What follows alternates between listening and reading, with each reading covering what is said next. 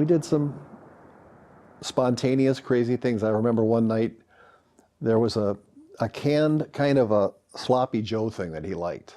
You know what sloppy Joes are? So we went down to a market in Hollywood. He had to pick it up, and he made it. And we had that, I don't know. It was just something. We went out to Will Wright's, which was an ice cream place. We had to have a caramel sundae that night. It was just, I don't know. They're good memories. It was a release for him to do odd things and see what people would do. During that time, I don't know how Brian is today, but during that time, Brian liked to play games with people. He liked to psych people out. He liked to do odd things and see how people would react. So he was kind of a jokester in a way.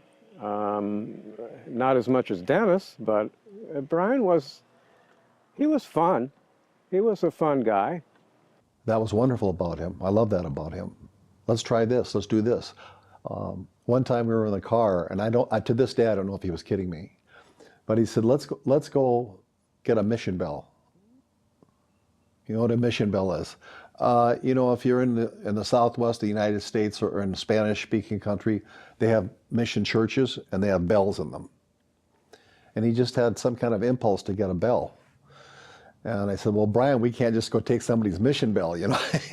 That's one magic moment. Another magic moment, I was in Brian had a white Continental. And I was shotgun, he was driving. We were just leaving the driveway, and the boys were up in the studio mixing Till I Die. And Brian stopped the car suddenly and got out and ran back into the house, so I followed him. Went into the studio, up the control room. I went up with him. He leans over the control panel and turns an echo control just a little bit. It made all the difference. Let me tell you, all the difference. He heard that all the way from the driveway. You could hear the control room had an open door most of the time. It's California. And it had an open door. You could hear it, but uncanny. Brian overslept, and we had a session at Western, I think it was. And by the time Brian would get up and go through the LA traffic, the session would have been over. So he had overslept, and that was it. He called me up, he says, "Steve, I blew it." "Yeah, you did, Brian. You got all these horns down here. We got session people, studios booked." I said, "Well, let's make the best of what we got. Do you know the parts you want to record?" He says, "Yeah, I know the parts." And so I found a telephone extension cord and plugged the telephone in and ran it out into the studio. And Brian gave, over the phone, he hummed the parts that he wanted this horn player to play and what his entrances were, and they would write it down. And lo and behold, we do it. The machine runs, get a good mix and everything. I hold the receiver up. "What do you think of this, Brian?" "Well, I think it's pretty good, but the second horn, it needs to be a little louder."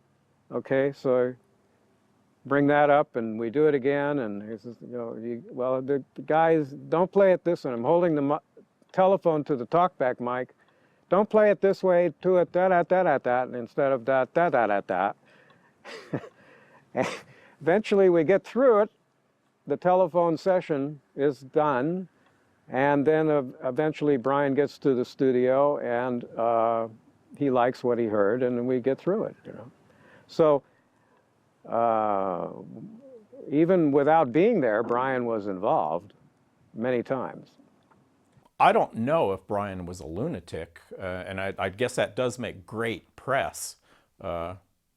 Lots more fun to write about than, "Oh, Brian's insecure and he doesn't want to leave the house." But the only thing that I ever saw was he was erratic because he wanted to get out of there, because he was insecure, like my 2-cent evaluation. He was insecure, and didn't want to get into the pressure situation of making hit records. He just wanted to enjoy himself. His best way to enjoy himself would be doing music, but that was a tough thing for him to do, enjoy himself doing music. So instead, he enjoyed himself doing drugs, etc., and just partying and having a great time, which I suppose I can't blame him for. I would want to have a great time too. Most guys who have a reputation of being crazy, when you meet them in the studio, they're just musicians. I mean, that's, there's either a story behind it that isn't even true, or there's an attitude they cop when they're out in public to make themselves crazy, generate some press. But when they get into the studio, they're fairly normal. And Brian was fairly normal too. As I say, he seemed insecure and wanted to get out of there, but I didn't see anything that I would call crazy. I think if you call crazy just being either depressed or afraid of the world, then yeah, he was crazy, and that can go far enough to call you crazy. But he wasn't erratic in any way. He did constantly adopt these attitudes for many times only for 10 seconds or so. But he doesn't know, if he didn't know what to do, he'd adopt an attitude, and sometimes that attitude would seem pretty left field. Where did that come from, But I think all the Wilsons did that, so it wasn't really that big of a surprise.